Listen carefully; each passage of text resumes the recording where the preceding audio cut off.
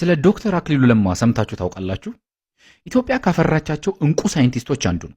የመጀመሪያ ዲግሪውን በባዮሎጂ ከአዲስ አበባ ዩኒቨርሲቲ፣ ሁለተኛ ዲግሪውን ከዩኒቨርሲቲ ኦፍ ለንደን በፓራሲቶሎጂ እንዲሁም የፒኤችዲ ዲግሪውን ከዩኒቨርሲቲ ኦፍ ኤደንብራ በትሮፒካል ሜዲሲን አግኝቷል።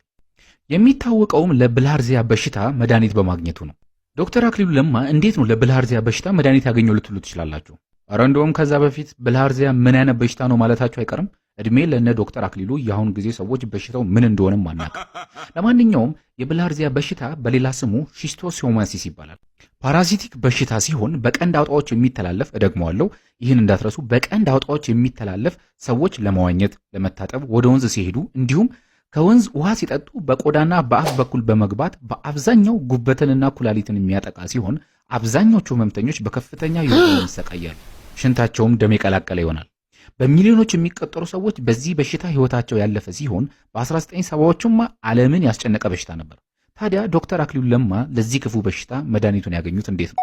በአንድ ወቅት ዶክተር አክሊሉ ለማ ወደ አድዋ ይጓዛል። በአንድ ወንዝ አቅራቢያ ብዙ ቀንድ አውጣዎች ሞተው ያያል። ቅድም እንደነገርኳችሁ ይህ ፓራሳይት የሚራባው በቀንድ አውጣዎች ውስጥ ነው። ወዲያውኑ የሞታቸው ምክንያት ለማጣራትም ይሞክራል።